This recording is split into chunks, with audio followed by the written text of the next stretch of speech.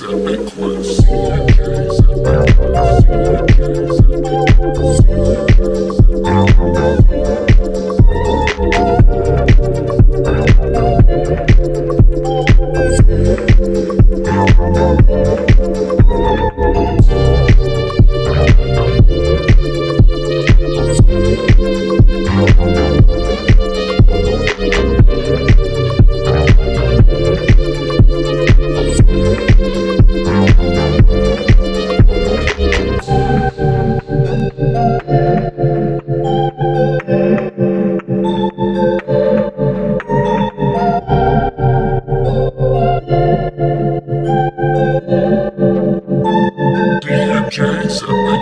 CMJ's Epic Quest. CMJ's Epic Quest. CMJ's Epic Quest. CMJ's Epic Quest.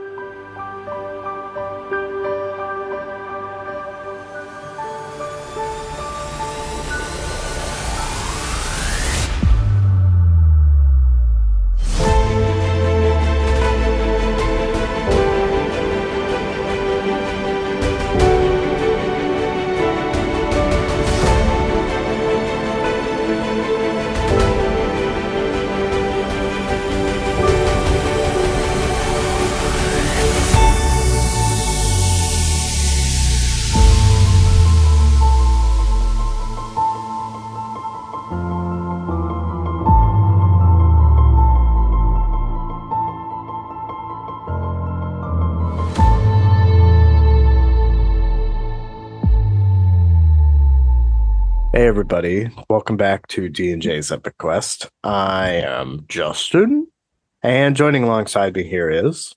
Dren, Derek. I wasn't sure if you were going to go first there, HC, so I waited a second. Did the same thing. I usually cut you off, so I waited this time, and you were expecting me to cut you off, so you waited. We've come to an impasse here. And this is Neurona. Hello. Hello. Hi. Hello, mate. Hello, mate. Hello, mate. Dingo babies. Welcome back for the third week in a row. Yeah, how's the it dingo feel? ate your baby. Get into the group, having a good Did the time. dingo eat your baby? I wouldn't know. Dingoes ate my baby. My baby. Have you guys ever seen the show Lost? No. It's one of my favorite Yes. shows. And there's an Australian, and she just yells, "My baby!" like 10 times every episode. It's very, very annoying. Is there a reason she's Who is yelling, that? baby? Because she doesn't want her baby to get hurt because they are stranded on an island and people are trying to take it. Which character was that? Claire. I'm not remembering that. Claire, the Australian. Was she the blonde? Mm-hmm. Very annoying. I don't remember her. Did they Like take the younger girl? I didn't think she had a baby. She's pregnant. She's pregnant in episode 1. Why did they want to take her? It's been a long time. Because on the island that they crash land on, pregnant women usually die in the 3rd trimester. And there are people who live on this island that obviously the main characters don't know that. So the people on the island want to take Claire, the pregnant girl, and try to keep her alive. But they wind up kidnapping her and doing all this stuff to her, and she doesn't know why. So she thinks they're trying to take her baby from her, which, I mean, they kind of are in a way. But yeah, so she's like, "My baby." And then the baby's born. I had to look her up. Now I recognize her now that I looked her up. But I was thinking of the other girl. I'm like, what? I don't remember her having a baby. But yeah, now I remember something. Oh, yeah, no, Shannon. No, she doesn't have a baby. She's very annoying, too, though. And she's in love with her brother, and it's really weird. Yeah, I don't remember much. It's kind of a weird show, Justin. But It's very, very good. It's very character-focused. I love it. It's one of my top favorite shows. Definitely in the top 3.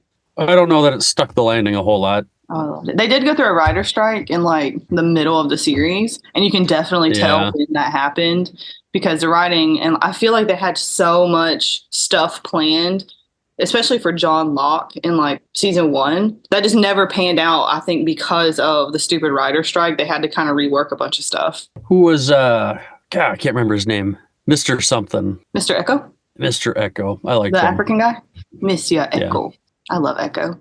And he had his little Jesus stick. All right, anyway, okay. We should get on.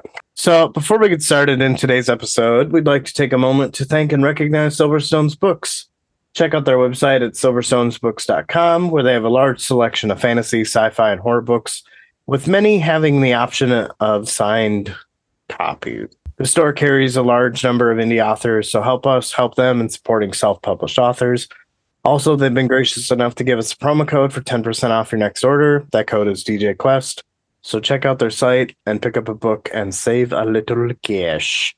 I love saving cash. Yes. It is good. Yes. On to our patrons. We have Jan, the picker of pies and good books. Luciana Etrigan, Ryan the Topological, Damien the Rock of Faces, Nate Fiddle Me This, and Shield Anvil Dylan. Thanks, guys, as always. Yes, thank you very much. Today, we are covering Chapter 23 and Chapter 24 of H.C. Newell's Curse of the Fallen. Chapter 23 here is called Kindness and Cruelty. The epigraph goes, "We're family. I'll always have your back, even if it takes me to my grave." And that was written by Lork to Nirana. As the sun rose the next morning, Neer sat in her home and laced up her boots. Avalok secured his swords into their sheaths while Cloud extinguished the fire in the hearth. It's a few days to Havsgard from here. We can head east through the woods above Glacier and then follow the road into the mountains. Are you sure this is where the trials will be? Thalin's ego is bigger than his brain. He'd never admit to ignorance if he truly didn't know the way. I'm sure. Who is Talon? He's a scholar. You have scholars? You really think we're that simple-minded? She turned away, feeling mortified for assuming they were anything less than intelligent.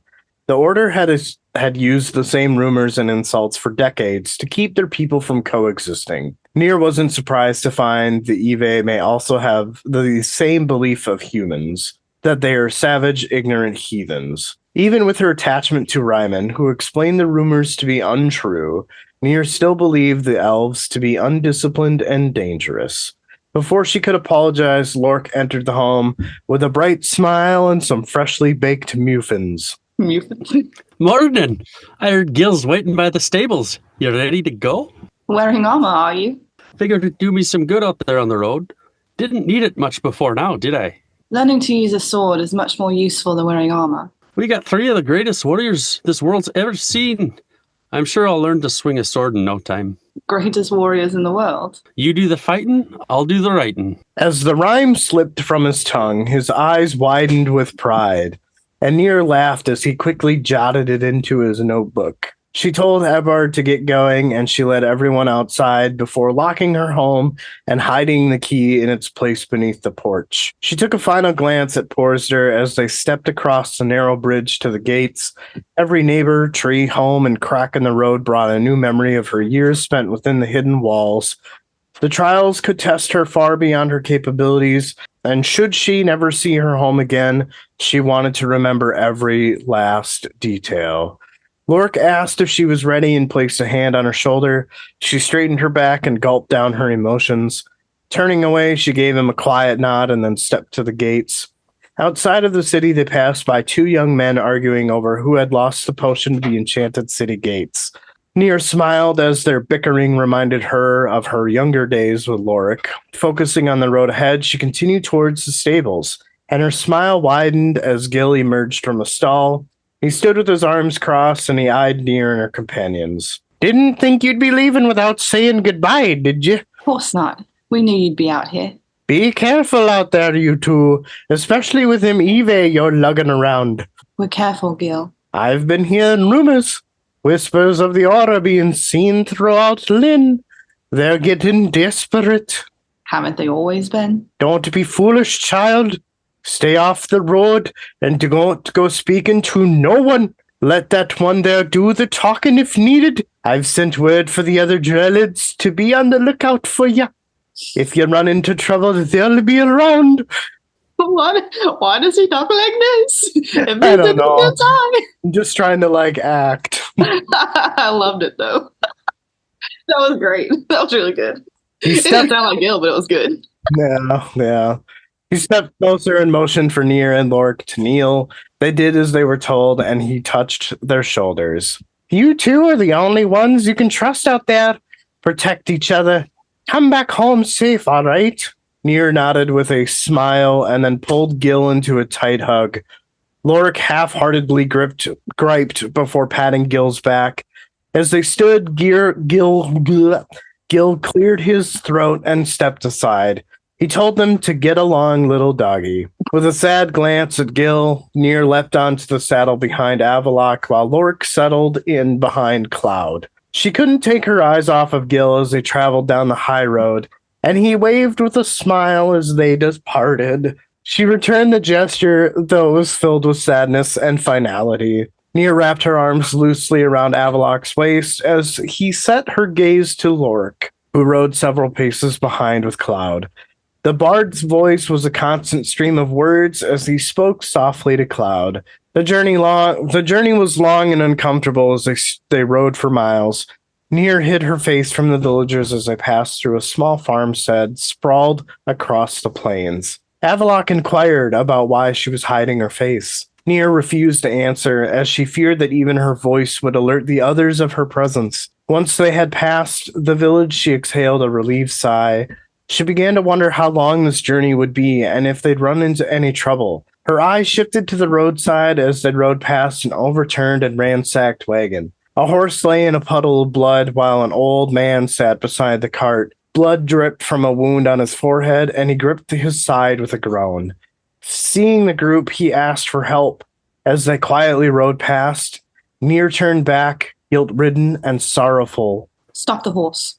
What? We can't help him. It's too dangerous. He'll die without our help. Avalok groaned as Neer leapt from the saddle and rushed to the man's side. He reached out to her, thankful for her return. She dug through her satchel and retrieved a healing potion.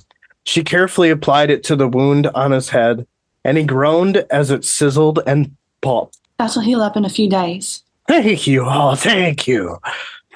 Why are you out here without protection? The road is far too dangerous for a farmer to travel alone. The peddler winced with pain. She lifted his shirt to find a stab wound in his side. Using more of that potion, she was able to heal it enough to stop an infection from festering. The peddler thanked her for her generosity and explained that times were tough with the order trekking in and nobody wanting to do trade. Neer told him to be careful, as bandits and thieves like to hide in these woods. The dude asked if she had any coin, to which she replied that she did not. He thanked her again for her help, and they said their goodbyes. She mounted the horse and found the others giving her hard looks. She ignored their disapproving gazes and asked that they set off, and they did so without argument. Your kindness will get you killed. It was my kindness that kept you alive, wasn't it? You are naive, Lanithus. And you are heartless, elf. He scoffed, though she couldn't tell if it was an amusement or agreement. Further down the road, Neer instructed Avalok to veer off the roadside onto an overgrown path. She turned back to be sure Cloud had followed, and was surprised by his conversation with Lorik. Dribble, Narana, Cloud, Dribble. Dribble, Nirana, and the clouds. Neer chuckled as Cloud closed his eyes in frustration. Avalok asked why she was chuckling. Neer responded and said that Cloud was trying to teach Lorik Evaeish. Avalok scoffed at this, and Neer questioned his reaction by telling the Evae that it would keep Lorik from singing. He's wasting his time. Our people aren't meant to coexist. At least we're trying. If you're so against traveling with us, then why are you here?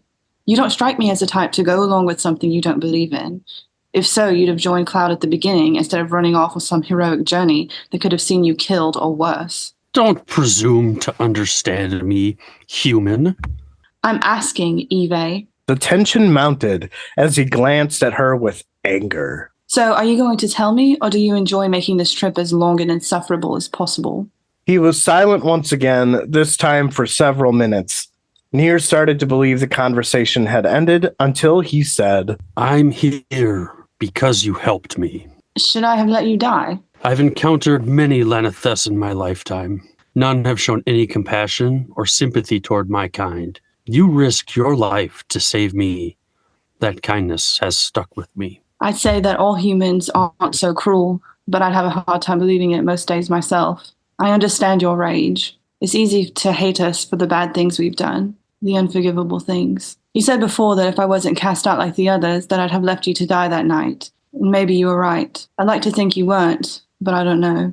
I suppose if there's some good that's come out of my sad excuse of a life, it's that I didn't care that you were avish or dangerous or meant to be my enemy. I just saw someone that needed help. I could have been the cause of those attacks. Could have killed you. I may not be an elvish assassin, but I'm stronger than you think. His cheeks lifted with a subtle grin. He returned his attention to the trail, and they rode in comfortable silence. As sunlight waned across the sky, they came to a small clearing and set up camp. While the others attended to their own matters, Neer gathered an armful of tinder and wood. She wandered out alone, thankful to have a moment to herself. Her eyes shifted to a small stream and knelt beside the water to refill her canteen. She admired the colorful leaves and fresh air as she sat in the peacefulness of her solitude. But the tranquility didn't last as she imagined ghouls and bandits leaping from the bushes ready to attack. Her eyes darted from one place to the next, never settling on anything as she was filled with fear. As birds took flight, the limbs above rustled, and Neer quickly unsheathed her sword while staring above. Feathers and leaves drifted from the heavens as the animals raced away. Finding that she was not alone, she exhaled a deep breath and returned her weapon to its scabbard on her belt. With the canteen full, she took a drink of water and then walked back to camp with her bundle of tinder and firewood. In the clearing stood Lorik, tending to the horses. Neer dropped her armful to the ground and then turned as soft voices echoed from nearby. It's them elves. Oh God, Lord. Why you sound so evil? I don't know. I was trying to be, I don't know, suspicious. I don't know. What are they doing? Lorik shrugged and continued feeding his horse. Feeling a bit curious, Neer stepped through the trees to investigate. Within a small clearing, she found Avallac'h and Cloud in what looked to be a heated battle.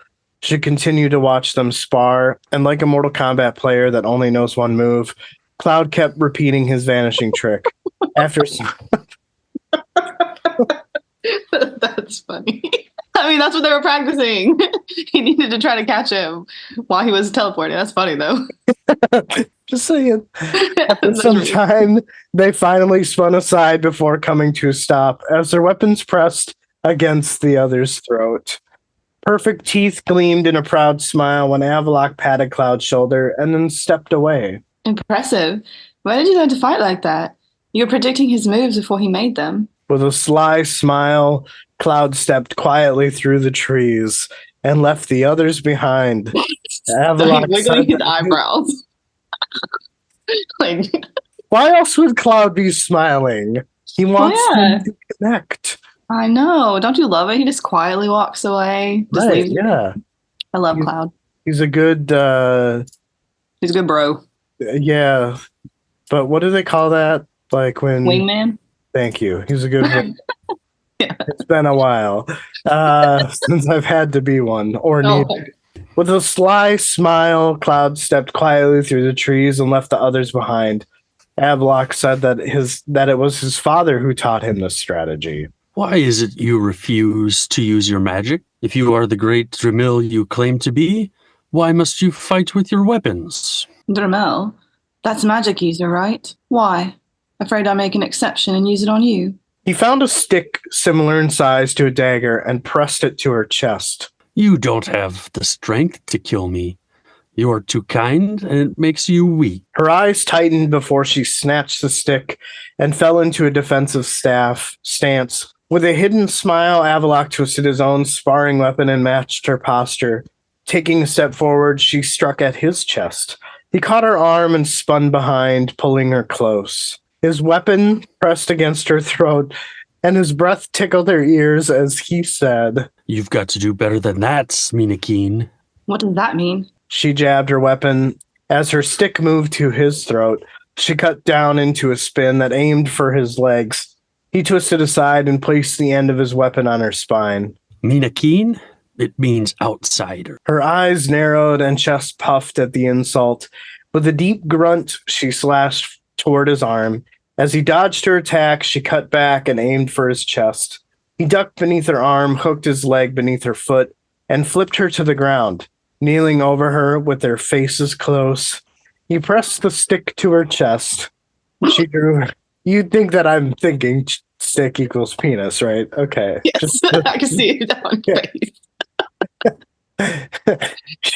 she That's such an awkward image with their faces closed. I mean, I'm just imagining he's really short. It's like Gil. Imagine him just like curled up in a ball. Yeah. She drew her weapon to his side while falling, but found her wrist firmly in his grasp, preventing it from touching his side. Her surprised, amazed eyes met with his as he leaned closer and playfully taunted her. Weak. I'll be stronger once I can use my magic freely. It isn't magic that will prevail, but your wit. You should be quick with the sword and adept with your mind. What are you now? A philosopher? The world has seen dark days, if I'm the wisest person around. You're a good fighter, Avaloc, but don't flatter yourself. With a breathless laugh, he stepped aside, and she admired him while recounting their fight. Since her arrival to the Brotherhood, she was trained to fight and defend herself against many different warriors. With humans, she always prevailed, but she knew the Evaeish were different. They were swift and nimble. Even when he wasn't trying, Avaloc was better than anyone she had ever fought against, including Ryman. Her thoughts were broken when Avaloc explained that he'd returned to camp with more tinder and logs, and she watched with a tinge of sadness as he stepped away. Moving through the darkening woods, she approached the camp, where Lorik sat fiddling with his lute. Where have you been? Sparring with Avaloc. He's too damn good, Neer. All them Evaeish are better fighters than humans. Calling them Evaeish now, are you? Might as well. I've been practicing my Evaeish too. Take a listen. Hello, my name's Lorik. How do you scrub? Impressive. Is Cloud teaching you? I learned mostly by listening to you all talking, but Cloud is teaching me. He's also been training me to use a weapon. I'm not near as good as you, but I can hold my own. That's nice of him. It just passes the time on the road. He threatened to take out my tongue if I kept singing, so we settled our differences. He moved back to his instrument, and she closed her eyes. The beautiful melodies were soon interrupted by the muffled tread of footsteps, and Neer turned around to find Cloud approaching from behind. His naturally sullen expression faded into annoyance when he glanced at the unburnt pile of wood. Why hasn't a fire started? He needs to pull his weight. What's with him? He expected you to start a fire so we could eat the rabbits that he caught. Oh, I see. So while you're off playing with Avaloc, I'm supposed to start a fire, yeah? Well, you do need to make yourself useful, Lorik. If we do all the fighting, you can at least start a fire. Right, fine. I'll get started on something useful, I suppose. He wiped his hands together and then dug through his satchel in search of a flint. As he stepped away to gather more tinder and wood, Neer eyed the rabbits at her feet. With great distaste, she skinned the first animal. While deep into her task, she heard the scuffle of footsteps echo from behind. For a moment, she was fear-stricken, and every slight breeze and rustling limb caught her attention. But the woods were empty, and being so far from civilization, she knew she was safe. They were far enough from any large settlements to ever be found, and if mercenaries came strolling about, she was confident she could take them. But it wasn't mercenaries or thieves who worried her. It was the monsters that stalked the shadows, the undead and the whispers that now plagued the land. A loud thump came from the east, and she flinched, slicing deep into her palm. Cursing, the contents of her satchel spilled out as she hurriedly overturned her bag and searched for a healing potion. Upon finding the near empty vial, she dripped it over her injury and exhaled a deep breath as the pain was numbed. Her relief was short-lived when sudden, quick footsteps approached from all around. Before she could turn, a thick sack was forced over her head. She fought and screamed as her sword was pulled from its sheath. Searing heat boiled her blood when a thick needle pierced her neck, and liquid was injected into her veins. She unleashed a raw, vibrating scream and fell into the grass, paralyzed with agony. Every muscle contracted. Her heart skipped as the excruciating toxin fizzled through her. Pinned to the ground by another, she was unable to fight. His two strong hands held her wrists together, and with a swift strike to the back of her head, she fell silent and still. Ooh. All I gotta say is I'm glad that this was not Derek's chapter, because then we would have had to have waited a week. You know what I mean? Like, I'm glad that we get an answer right away, and that this isn't the second chapter that we have to discuss. Oh, that we didn't end on right this last time. Right. Exactly. Yeah, I'm trying to say here, Justin, that I'm not pulling my weight. What? Was his voice going in and out for you, or was it just me? No, I heard everything. Oh, no, it was like going. That's how he was talking. No, I heard him. Okay. Yeah. He got Sorry. clear at the end, so it fixed itself. Yeah, fair enough. I didn't really have a lot of things, being as I feel it's, just the journey from one location to the next with some things definitely happening in between. The first thing that I thought was funny was just when Avalok and Neer are making fun of each other, first calling her a Lanithess, and then she's like, He calls her a human, she calls her an elf. yeah, but then there was like another bout before that.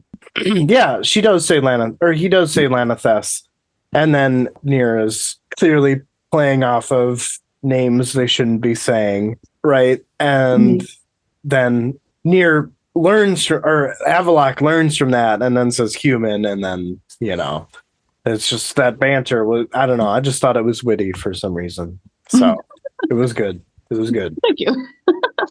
So, but also when Avalok is kind of, I guess, being honest with himself, right? He's seeing Neer help out this peddler, right?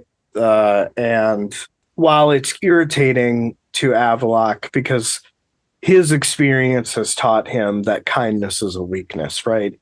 He's seeing this happen as Neer is helping the peddler and can't help but to voice his frustrations.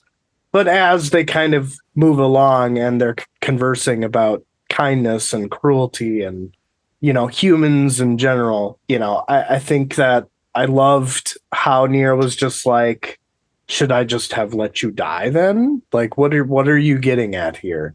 And I loved that reaction to his honesty. And I was just a little bit surprised myself that this is where the conversation has turned. And Avalok is being a little hypocritical here, but maybe it's really just because she's gotten through to him. Maybe he's starting to realize that, like, oh, maybe not everybody is as bad. Even though Neer admits that most humans are pretty bullshit and stupid here. But yeah, I don't know. I guess I thought it was a cool interaction. What about you, Derek? Any thoughts? I don't know that I really got anything to add to what you have to say there, Justin. It seemed like it was, kind of like you said, a little bit of verbal sparring, but they kind of just broke down those walls to each other, I guess.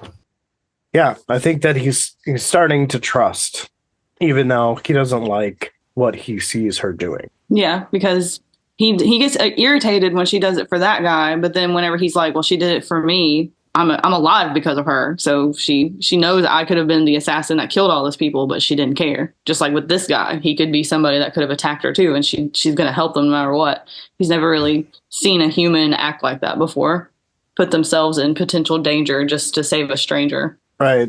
Yeah, it was just it was good character development on both parts. So and it's my specialty.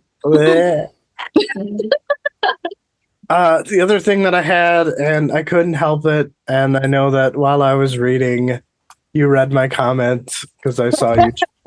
You saw my face. You had to. Yes, it is bad. Yeah, but I don't know. It's just something about his cheeks lifted with a subtle grin. Like I just remember, or not remember, but it's just, I thought of butt cheeks smiling. I don't know why that was the first thought. I don't blame you for thinking of Avalok's booty. Okay, we've all done it. I have not. To be completely honest, I have not. No. You deny it all you want. Booty buddies.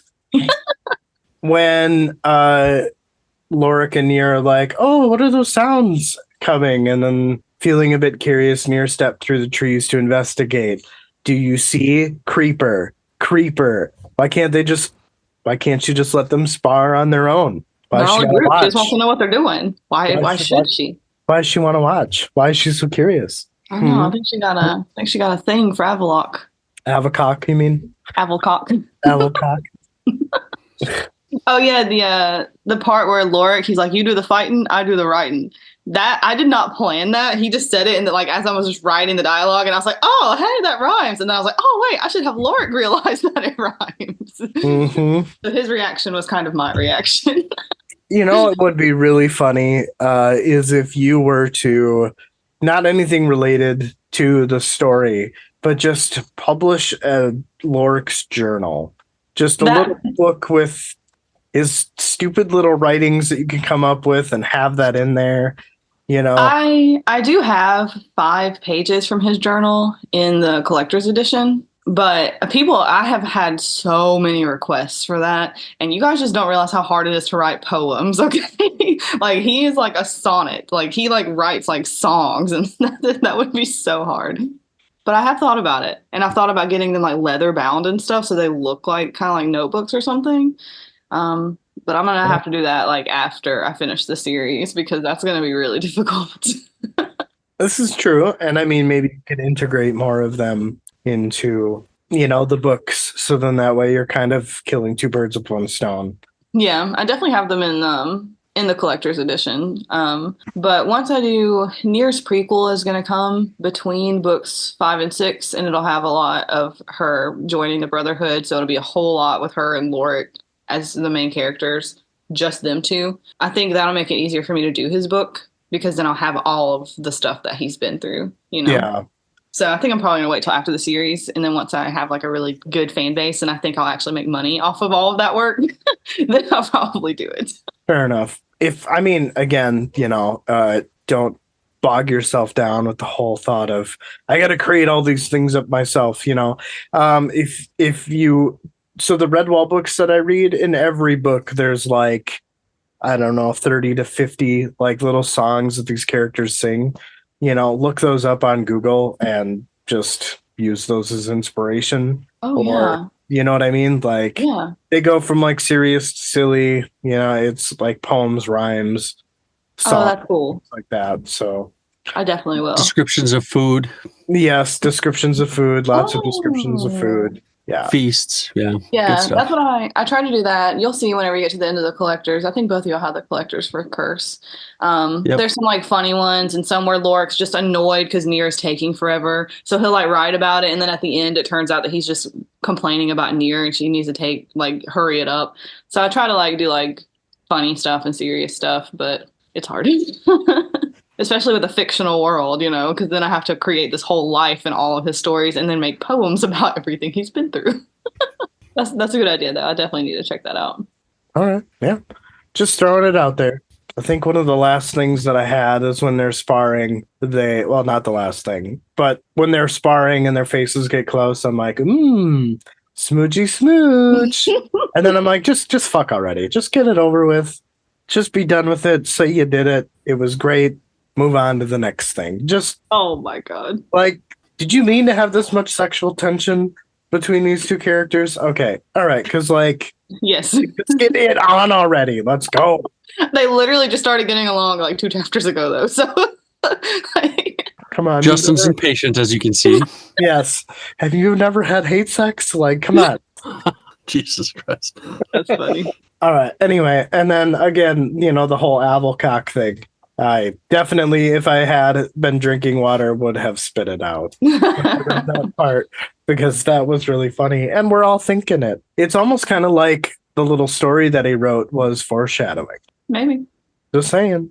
I've got a couple things here for the end, Justin. I think Neer definitely should have trusted her instincts. Felt like something wasn't right. She's like, no, we're safe. And she totally wasn't. And I assume this is probably something we'll find out in the next set of 2 chapters or sometime after. But I find it suspicious that in the next chapter, at least from what I remember, we don't see Evaeish or Cloud in there. So part of me is like, did these guys set it up? You know what's funny? I was thinking that at the end of this chapter, and I'm not gonna like tell you if you're right or wrong, but I was thinking that I wonder if it's coming across that Evaeish and Cloud had something to do with this because she's alone, and then a bag is placed over her heads. We have no idea who just did this to her. Right, and it's like, I mean, we know Neer. We know that Cloud and Evaeish are pretty seasoned fighters. Like, I have a hard time believing that they'd be overpowered without making some noise, calling for help or an alert, something to let Neer know that like shit's hitting the fan right now. So I don't know. I guess I don't really know what to think even after this next chapter. It came across that way to me, so I don't know. Yeah, don't tell me if we're right or wrong. I guess we'll find out. Hopefully, it's something that has an answer. I presume. I guess if you want to tell me that much. I mean, the title of the next chapter should be your answer. Pursuit of the Order. Yeah. So, and I can't. Yeah, and isn't the high priest in the next chapter? That's what I thought. And don't we know that the high priest absolutely hates elves? Mm-hmm. So why would Avalok and Cloud be working with the high priest to take Neer down? I don't know. The enemy of my enemy is my friend type deal. I don't know. I mean, I can give you the answer if you want the answer. Sounds like a no. Yes. Also, to answer your first question, Derek, is that, a lot of times in this chapter, we get her maybe having a sense of paranoia when she was at the stream collecting water, letting her imaginations kind of get the best of her. The animals rustling, it's all very environmental. And I think that this was just her saying and realizing that she's maybe overthinking, which ended up her in the situation. So Yeah, she always feels like she's being followed. She always feels like someone's watching her. She helped that guy who could turn on her. These elves could turn on her. Like, she's always running. So she's always on guard for somebody to do something. But she's way out in the middle of the woods. Like, who's going to find them? Well, apparently these people will. But Right. Somebody did. I know the one time she convinces herself that it's fine is the one time that she's going to get captured. I bet she does not make that mistake again. It's always whenever you're always just like, no, I'm fine. Is the one time things are just going to go wrong. Whenever you finally let your guard down. But no. She shouldn't have done that. No. Avalok and Cloud are not working with the High Priest. He would never work with elves. I still just don't know how that they didn't. How could they not have alerted her somehow? Okay. It's explained. I think in chapter 25, because I don't remember exactly how this one ends. Oh, yeah, no. Chapter 25 will answer your questions. Okay. So I won't have to wait long then. It's definitely answered in 25. You'll see. It just seems like those two guys would be hard to get the jump on, to like take them out similarly to how Neer went down. It seems like that would be a tall task. Yeah, but we also don't know how far away they were. And we also don't know.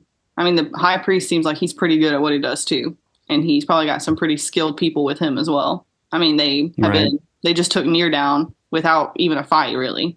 Like, they know what they're doing. They know how to capture her and all that crap without getting killed. So my question is, how long have they been like tracking her? As far as like this like little section goes, like when is it that they first caught wind? That's answered in chapter 25. Okay. Cool. But I mean, they've been tracking her, and we've seen them following. Well, not really following, but we've seen like the priests or whatever, and they had to like veer off the road and hide from them and stuff. So we know they're there. It explains that in chapter 25 how they found her. Gotcha. It's just I know that when she uses her magic, she's more trackable, but we haven't had an instance of her using magic since they were in Schmedeland. Mm-hmm. So I feel like since that moment in time, they have wandered quite a bit. All right. Anyway, before we move on to the next chapter, who is going to be the high priest? Ooh. And how does he sound? I like to I would vote that I do not do it. I would imagine him to have like an English British type voice. Have you ever seen Game of Thrones? Yes.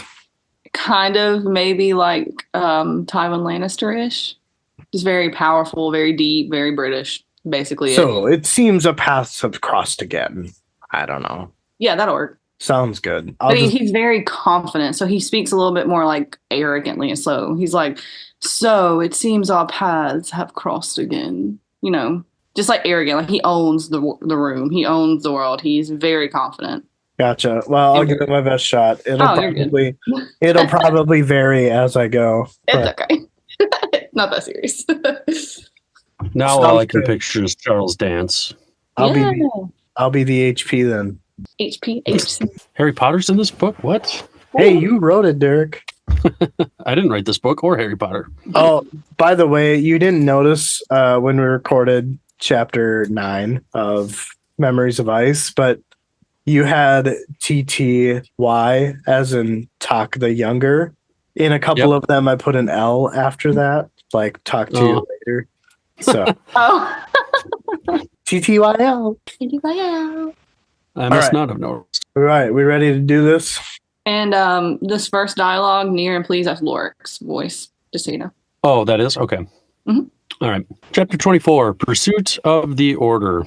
Near, a voice from beyond called to her softly. From all around her and nowhere, she heard this voice from her past. She could not remember who the voice belonged to.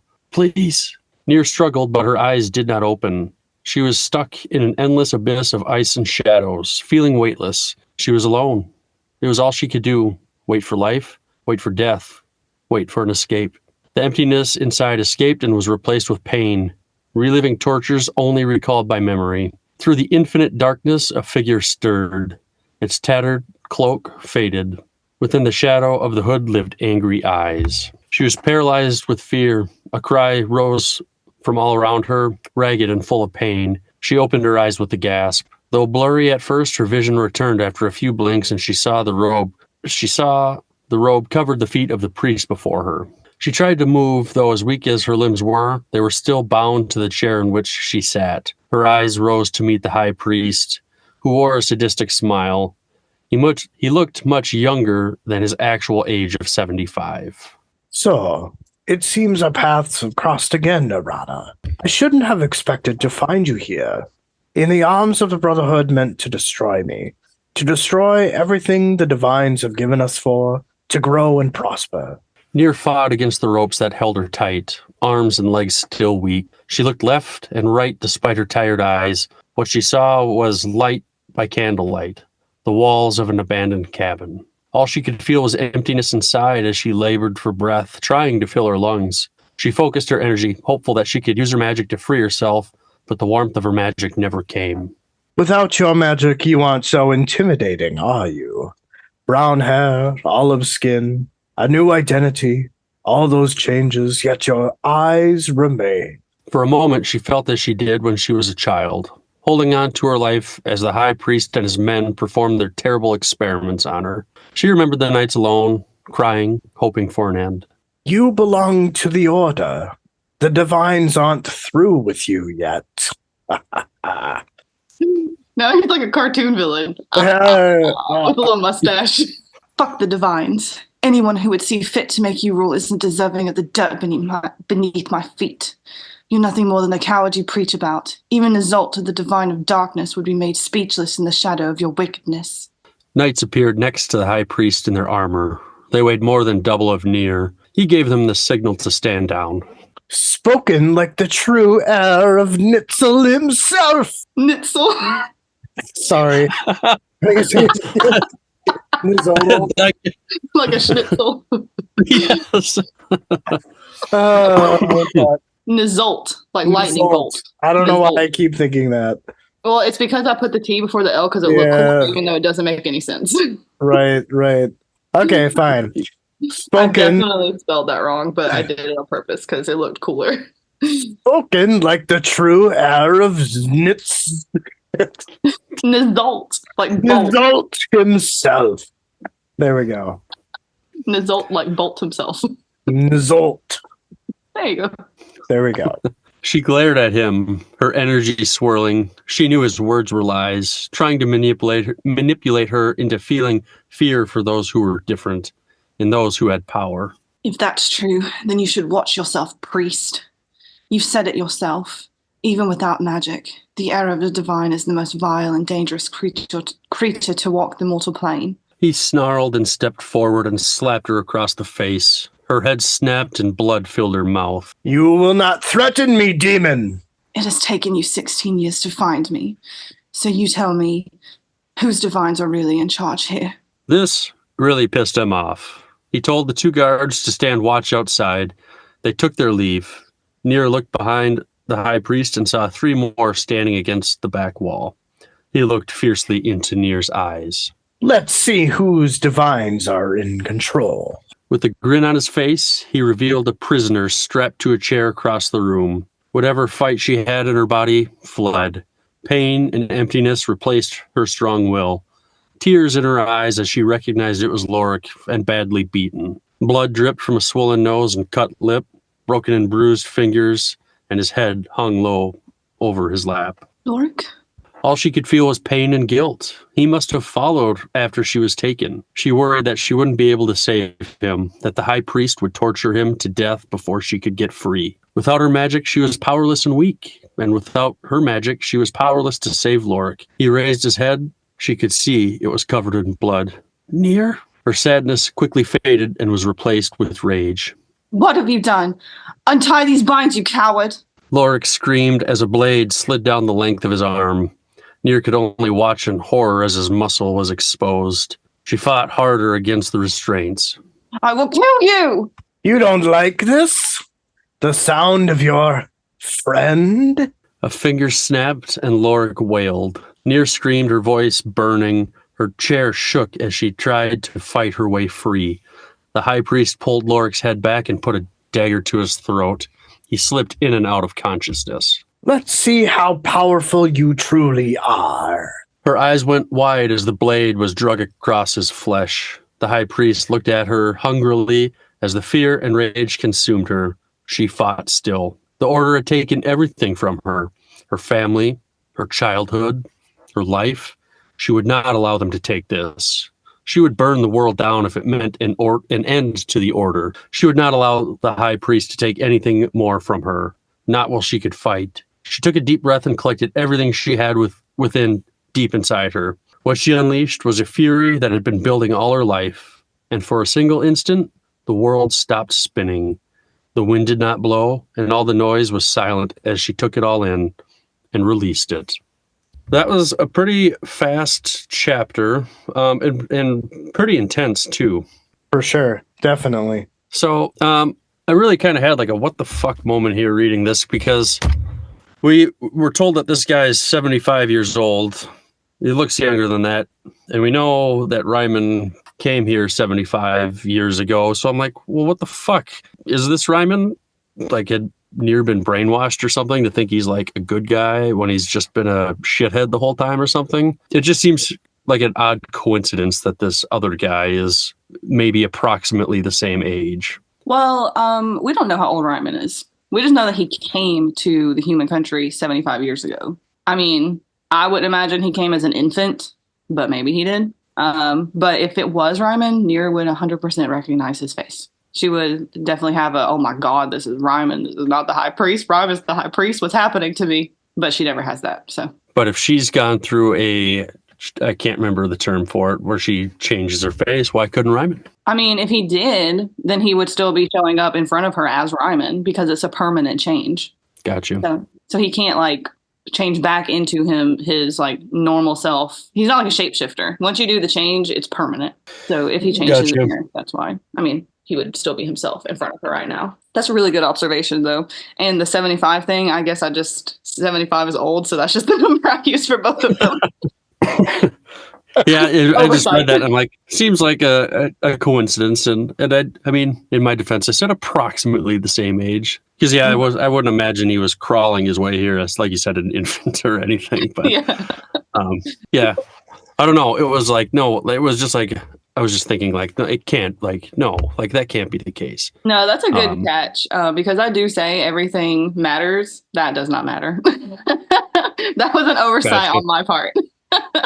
Maybe putting the same age for both of them. My question is like, okay, so we're out in, isolated woods area. She's captured. Lorik somehow gets captured himself as well. Where the fuck did they go? Do they have like a mobile RV that they're all in and torturing Neer and Lorik? It's on the map where they are. Oh, okay. I'll have to take a look at that. So I'm assuming they were taken to a different location. I didn't just okay. All right. Yeah, and that's explained in the next chapter too. Okay. All right. I will be patient. But yeah, and it is on the map. So if you look at the map at the beginning of the book, like the up close one, it shows like the abandoned shack or whatever, and that's where they are. I was wondering what that was. Okay. Yeah, because she says, I mean, you'd have to really pay attention to know like what the abandoned shack is, I guess, because she does say we can go through the woods up towards Havsgard and pat like above Galatia, and that's where the abandoned shack is. So they were around that area when she was taken. Gotcha. So, okay, I'm looking at the map now, and so like I think it would be east, straight east of Porsdur. It looks like there's a little cabin in the woods, like above Galacia. Yeah. And I then don't there's know one why. that says Mange that's like south of Havsgard. So is Yeah, it one of those two? and I thought that I had it marked, but maybe I don't. Okay, yeah, it's the one Stir Glaciers, and then if you go up to the like northeast, there's a little Where cabin like in the the little woods. dotted line starts. Yep, the dotted line start, and they take you to Mange. That That's where they're at. Yeah, that's where they are. So they were traveling above Galacia in the woods when they Yep. left the road, and they were around that area. So he just took her to this abandoned shack. Gotcha. Cool. Mobile. I like the mobile RV idea though. It's just like a little merchant torture chamber.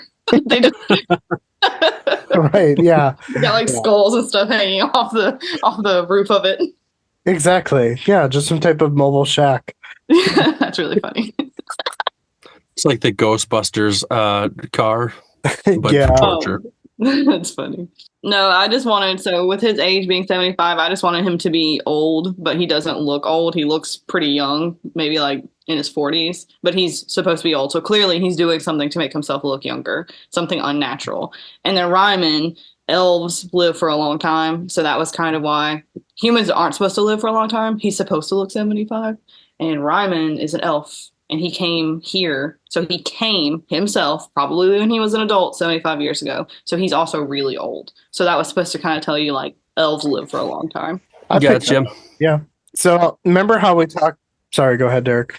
Oh, I was just saying, like most media, I guess, it's kind of known that elves live for a long time. So Yeah. I guess I should have picked that up. Well, I mean, the 75 thing, that was just an oversight. I just put an old age and 75 is old. So it was like the Charlie Day meme where he's got like strings all over the map. That was like me trying to like think about it. I mean, that was good though. That was really good.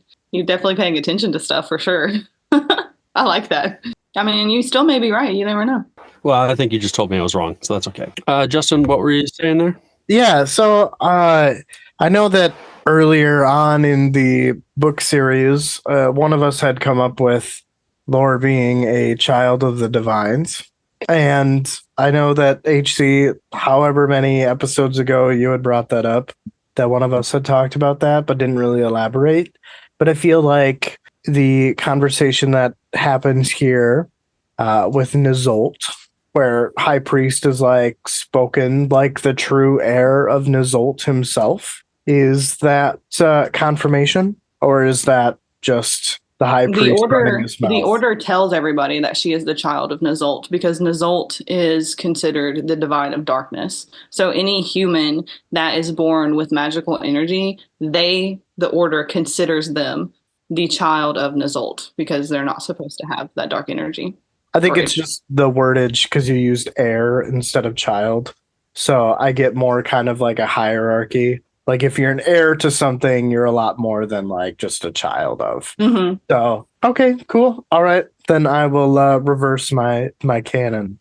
I mean, read and find out. They could be saying that for a reason, or they That is could just true. not. That is true.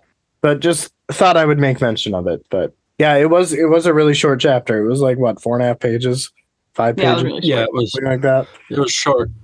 Yeah, and I got it. I was able to write my summary for it. My goal was to try to be like a week ahead, Justin, for summaries. But all this last week we were working on our basement, so I didn't get around to typing anything for Malzahn.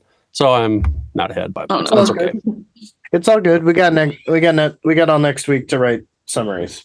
So No, we have this week, that's what I meant. Next week. but we're talking to Philip on Saturday.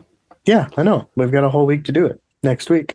I guess I feel like it's a new week on Sunday, kind of, but Yeah. you had me confused. I mean, Monday is that always is the this start week. of a week for me. If it's on Saturday, it's this week. See, Justin, We go from outvoted. Sunday to Saturday. My husband disagrees. He says weeks start on Monday. So if you say Yeah. next week on the weekend, then that means like Monday to Saturday is next week, or Monday to Sunday is next week. But Right. it's not true. Hey, that's fine. That's just how it works in my head. I don't have to work on Sunday, so Yeah, he Me he neither, says generally. that he says the same thing. I think me and Derek are the anomalies because I think a lot of people think that way. Like they would consider Tuesday to be next week, but it's actually this week because we're on Sunday. Yeah, I see it the same way as you. I feel like isn't We're that right. a religious construct? I think I guess I didn't know we saw it differently, Justin. That's all. Oh no, it's fine. I mean, I'm not. It doesn't matter to me. Oh, I was just confused. I'm like, what are you talking about next week? Like, we're doing it this week. I feel like there could be a comedy skit out of that one. Definitely.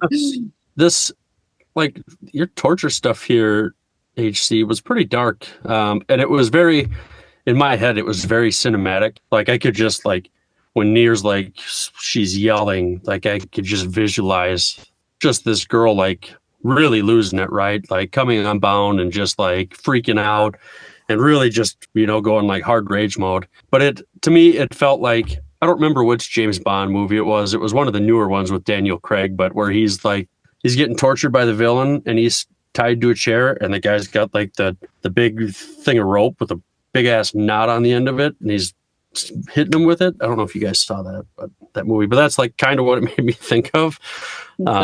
Except Lork's getting his arm cut open quite brutally. And his finger's broken and he, plays the lute, so that really sucks. Yeah, well, he got his ass kicked for sure.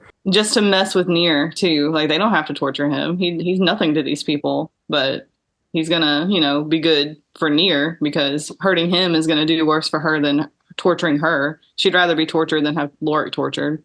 Well, I think, right. I mean, I think most people would probably rather have it inflicted upon themselves versus watching somebody they really care about straight across from them going through the same thing. Mm-hmm. But I get that. But where the high priest says, let's find out how powerful you really are. To me, it seems like he's baiting her. She's capable of something, but I just wondered, like, is this going to backfire on him? Did he underestimate her? I guess it's yet to be seen, but we'll find out here pretty soon, I would think. I don't know if it was very clear, but he like blocked her magic. I feel like that's clear, but I don't know for sure. I didn't catch that. Okay, so that's something that I messed up on whenever I wrote that. Whenever she was captured and they put the bag over her head, they injected her with a serum. And I never really explained it though.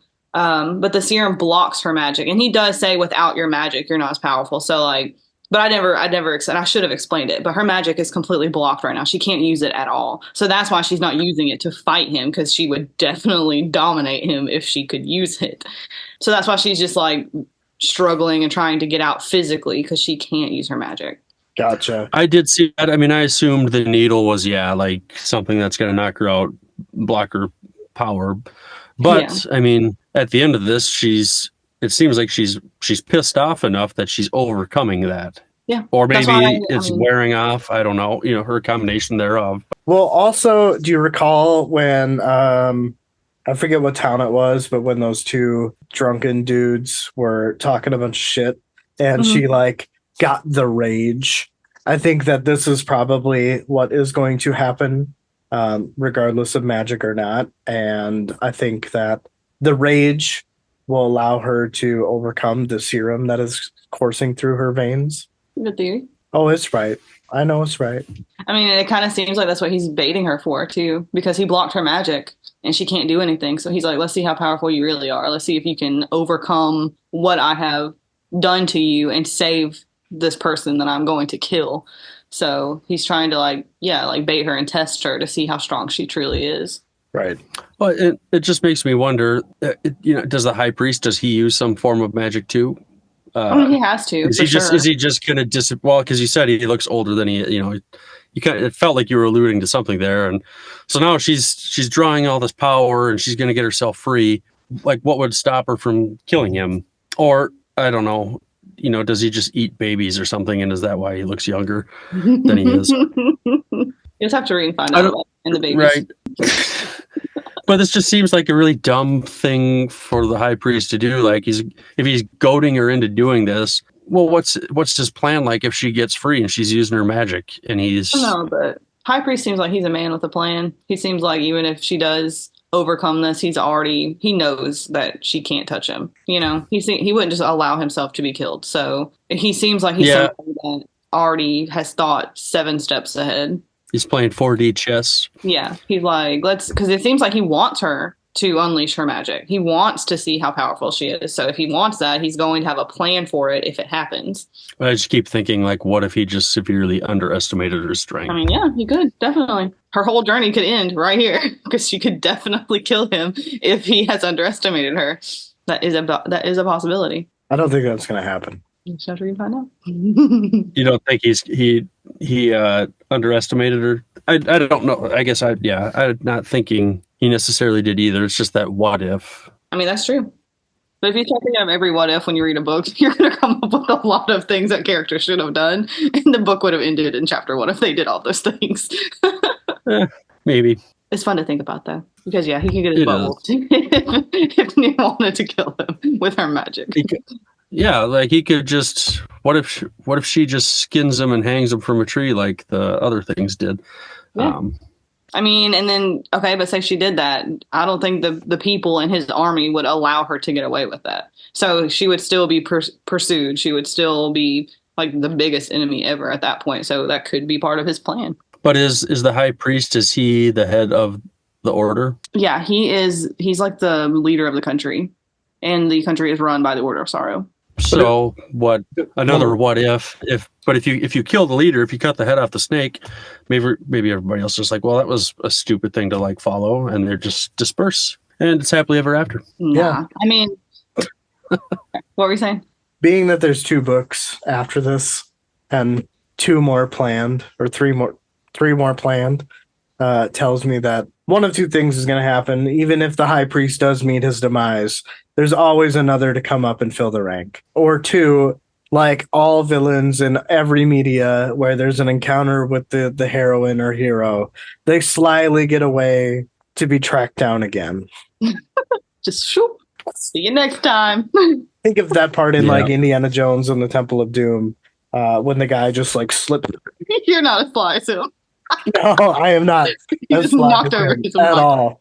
But no, a lot of these questions and theories will be answered definitely in the next chapter, and then hopefully all your questions, I think, by chapter 26. But in the next one, for sure, it kind of, you see what happens when she releases her magic. You kind of figure out where, like, why, how he found her, where the others are, what's going on, if she defeats him or if he captures her and takes her somewhere, all that stuff.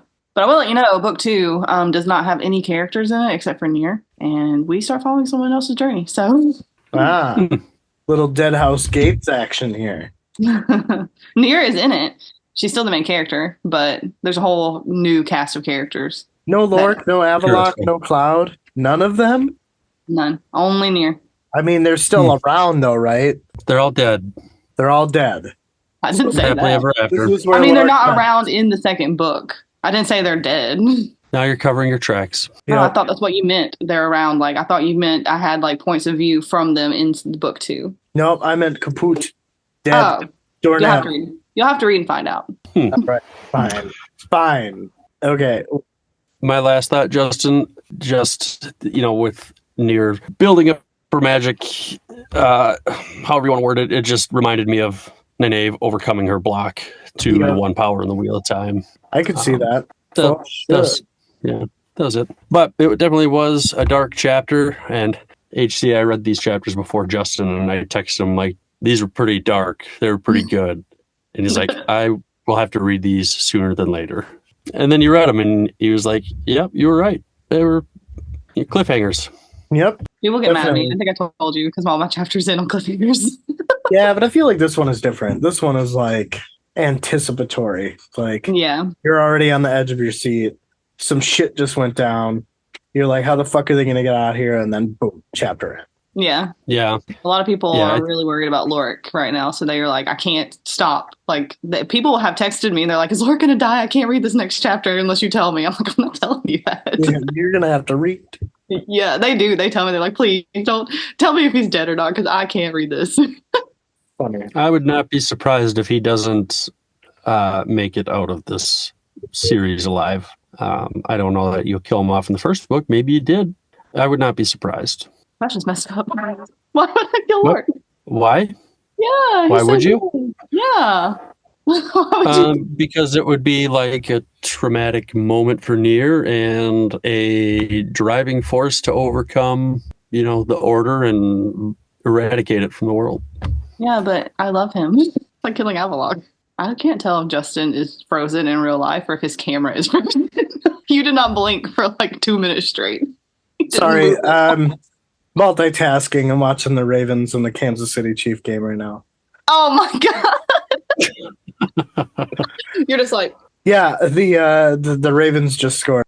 oh my god, for real. Okay, well, bye. Well, guys, thanks for hanging out, guys. Thanks for listening. Appreciate and love you all. Anything else you want to throw in, Justin? HC? No, it's been a blast. Bye. Bye. We'll see you soon.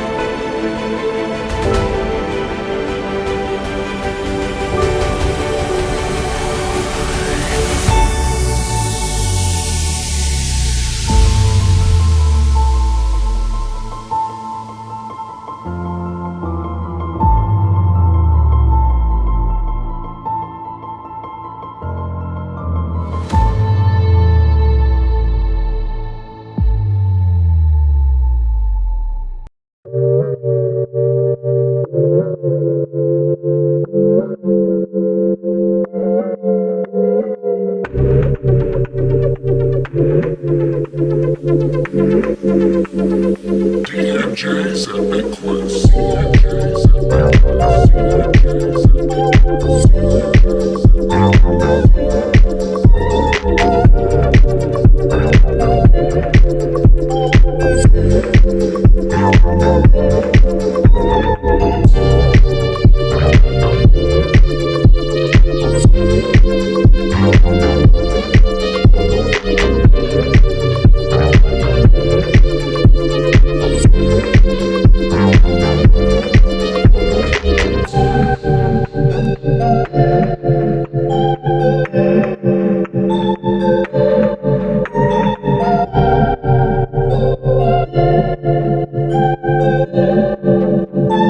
DMJ's Epic Quest. CMJ's Epic Quest. CMJ's Epic Quest. CMJ's Epic Quest. CMJ's Epic Quest.